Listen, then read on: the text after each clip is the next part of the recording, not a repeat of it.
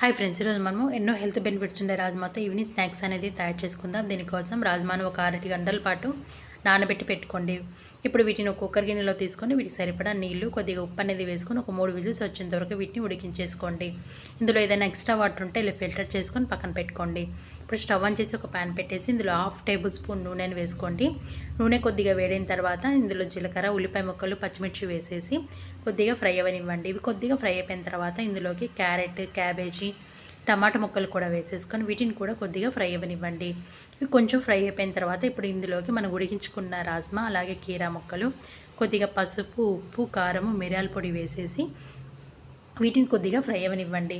ఇవి ఎక్కువసేపు ఫ్రై అవ్వాల్సిన అవసరం లేదండి. జస్ట్ వాటి యొక్క పచ్చివాసన అనేది పోతే సరిపోతుంది.